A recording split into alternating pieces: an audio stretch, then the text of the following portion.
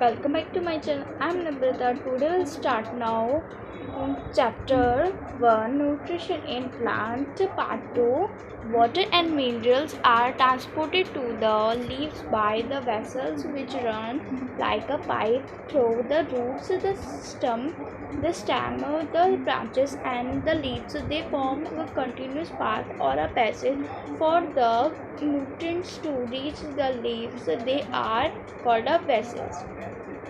You will learn more about transport of materials in plant in chapter 11. अब यहाँ पे देखिए तो इसमें हमें ये बता रखा है कि हमारे वाटर और मिनरल जब ट्रांसपोर्ट होके हमारे कहाँ जाता है वो लीव्स में जाता है। किसकी मदद से? ये एक वेसल्स होते हैं। यहाँ पे देखिए,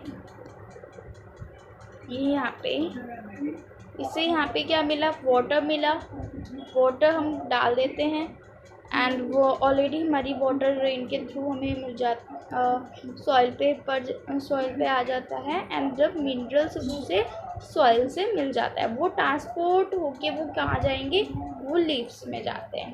तो वो लीव्स में जाते हैं, उसे हम क्या कहते हैं? ये like a throughout the root. अब यहाँ पे क्या बोलेंगे हम? like a pipes throughout the root and the root से होते हुए पाइप से होते हुए कहाँ जाता है? वो स्टेम में जाता है। और कितने ब्रांचेस होते हैं हमारे? ब्रांचेस में जाता है, लीव्स में जाता है। और ऐसे ही ये जो फॉर्म है वो कंटिन्यूसली चलते रहता है। उस न्यूट्रिएंट्स को हम जो न्यूट्रिएंट्स हमारे लीव में जाता है उसको हम कहते हैं vessels. They are called vessels. और इसके बारे में हम चैप्टर 11 में और अच्छे से पढ़ेंगे कि transport of material in plant की जो जैसे कोई भी मटेरियल्स हो वो प्लांट में कैसे ट्रांसपोर्ट करते हैं। तो यहाँ पे आइए, चलिए हम the leaves have a green pigment are called a chlorophyll. आपने कभी इमेजिन किया है कभी जब प्लांट्स जितने भी हम देखते हैं अपने अराउंड वो ग्रीन क्यों होते हैं? क्योंकि उनके अंदर क्या होता है? क्लोरोफिल होता है। वो एक ग्रीन पिगमेंट होता है क्लोरोफिल, वो नेचुरली प्लांट्स के पास होता है। It helps leaves to capture energy of the sunlight.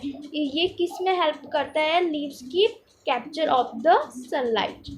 उसकी जो एनर्जी है, उस सन की जो एनर्जी है उसको कैप्चर करता है। This energy is use to synthesize prepare food from a carbon dioxide and a water. Since the synthesize of the food occurs in the presence of sunlight, it is called a photosynthesis. Photo mean light and synthesis mean combine. So we find that chlorophyll, sunlight, carbon dioxide and water are necessary to carry out the process of photosynthesis. This is a unique process on the earth.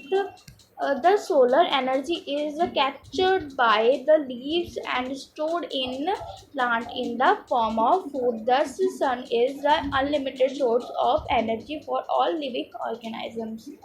अब यहाँ पे देखिए तो green pigment होता है। अब जैसे capture जो लीव्स में क्लोरोफिल होता है वो क्या करता है? Chlorophyll capture of energy the sunlight, वो सनलाइट की एनर्जी को कैप्चर करता है और फिर जो एनर्जी से क्या करता है? सिंथेसाइज मतलब होता है प्रिपेयर करना। उससे वो क्या फूड प्रिपेयर करता है। किसकी मदद से? किससे? Carbon dioxide and water. Carbon dioxide हम रिलीज़ करते हैं, ह्यूमन बींग्स रिलीज़ करते हैं।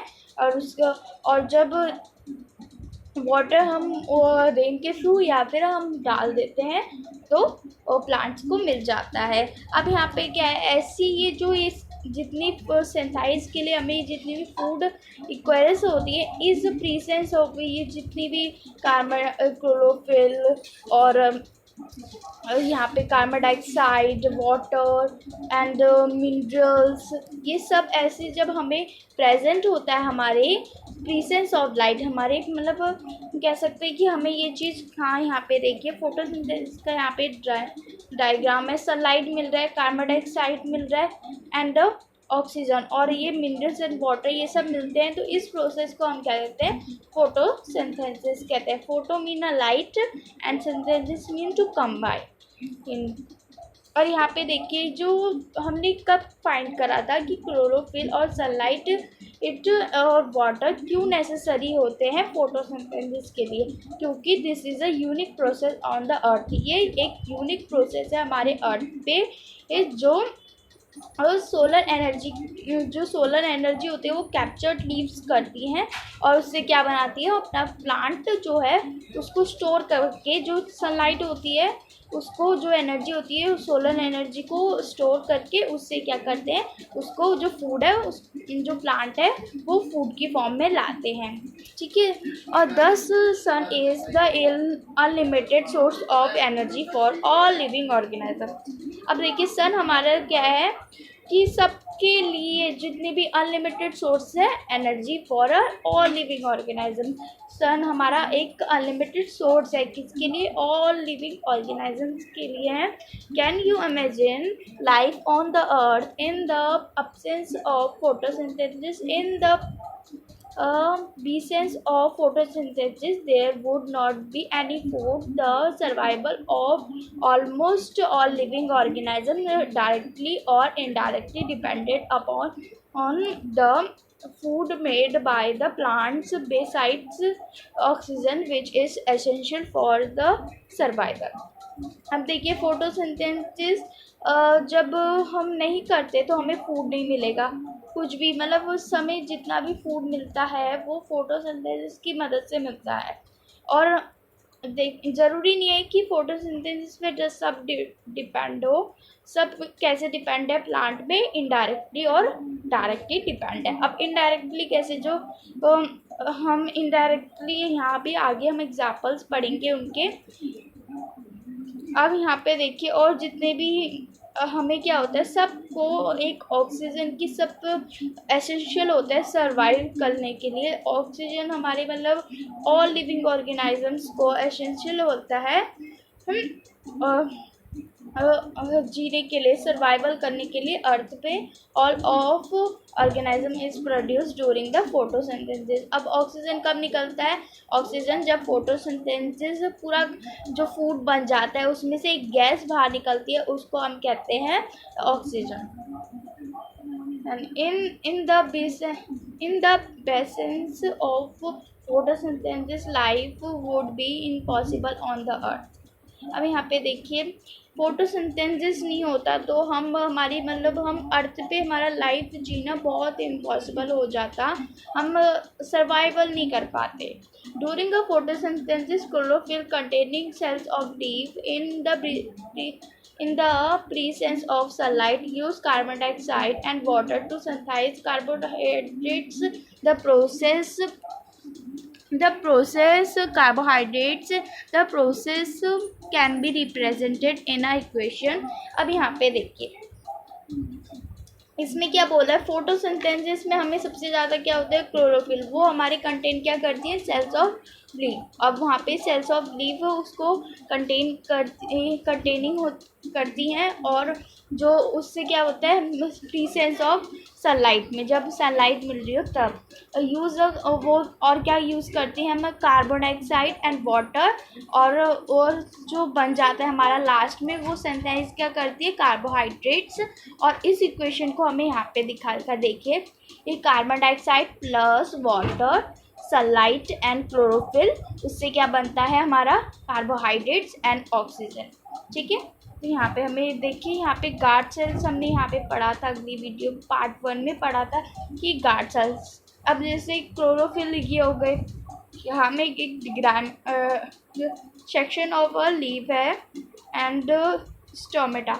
अब स्टोमेटा में एक लीव्स का ऐसे दिखाते हैं, ये स्टोमेटल ओपनिंग है और ये गार्ड सेल का काम क्या होता है कि वो जो स्टोमेटा है उसको बार बार ओपन क्लोज करते रहे, ठीक है, उसका ये काम होता है। तो यहाँ पे हमने ये पढ़ लिया तो यहाँ पे भी पढ़ लेते हैं. Besides leaves, photosynthesis also takes place in other green parts of the plants. In a green stem and green branches, the desert have a scale or spine-like leaves to reduce loss of water transpiration, and these plants have green stems which are carry out photosynthesis. अब देखिए जो जो green plants हो गए वो तो photosynthesis कर सकते हैं, बट जो डेजर्ट प्लांट होते हैं उनके पास एक स्पाइन लाइक लीव्स होता है जिससे क्या होता है पानी निकलता है किसके और किसकी मदद से, ट्रांसपिरेशन की मदद से.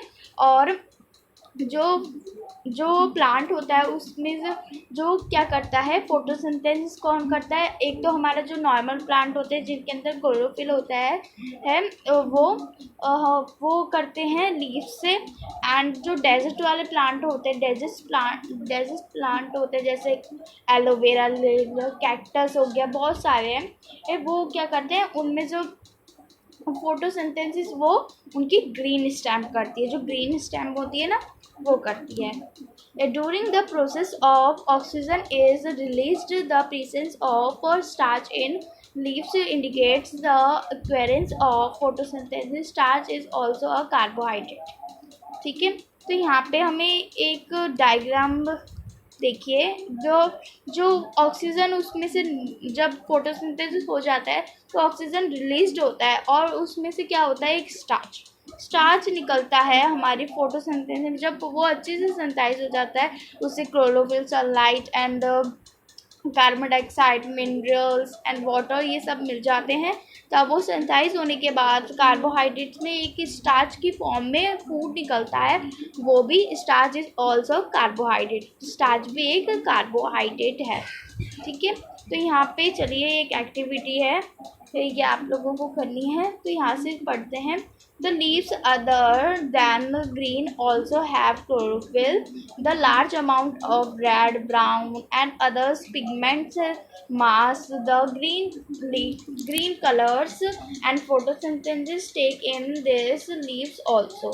अब यहाँ पे देखिए, अभी जो आपने कुछ ऐसे प्लांट्स देखे, ये अमेजिन करिए, कहीं तो देखेंगे और ऐसे प्लांट्स आपने देखे होंगे कि कुछ अलग अलग रंग के हैं, तो अलग अलग रंग के होते हैं, तो किसी के ऊपर कुछ पिगमेंट्स बने होते हैं, मास्क जैसे हल्का यहाँ पे येलोइश होता है, रेडिश होता है, ब्राउन होता है, ऐसे पिगमेंट्स बने होते हैं. तो जिनमें कम क्लोरोफिल होता है वो अपना फोटोसिंथेसिस कैसे करते हैं, वो अपनी लीफ से फोटोसिंथेसिस कैसे करते हैं. तो चलिए तो फोटोसिंथेसिस वो भी करते हैं, हमें लगता है ना वो नहीं करते, बट उनके पास कम क्लोरोफिल होता है, वो कम कर पाते हैं. You often seen slimy leaf patches in pond or stained water. These are generally formed by the growth of organisms are called algae.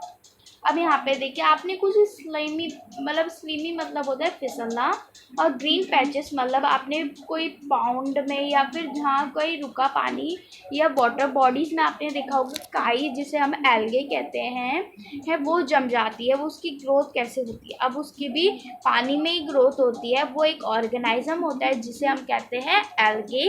Can you guess why algae are green in मतलब अब यहाँ पे हमें question पूछा है कि can you guess why algae are green in colour, क्योंकि यहाँ पे आप लिखेंगे algae are green in colour because they contain chlorophyll which give them the green colour. ठीक है, तो यहाँ पे भी आगे भी वही बता रखा है, दे कंटेन क्लोरोफिल, क्योंकि उसके अंदर क्या होता है क्लोरोफिल होता है, और जो जिसके अंदर क्लोरोफिल होता है वो अपना खाना खुद बना सकता है. एल्गे भी अपना खाना खुद बनाता है. ठीक है, तो हम अगली वीडियो में synthesis of plants food other than carbohydrates पढ़ेंगे. तो अभी आज हमने जितना पढ़ा वो आप सभी को अच्छे से रिवाइज करना है, एंड उसको आपको रीडिंग भी करनी है जिससे आपको और अच्छे से क्लियर हो जाए. एंड प्लीज़ मेरे वीडियो को लाइक करिए एंड मेरे चैनल को सब्सक्राइब करिए एंड ज़्यादा से ज़्यादा शेयर करिए. बाय.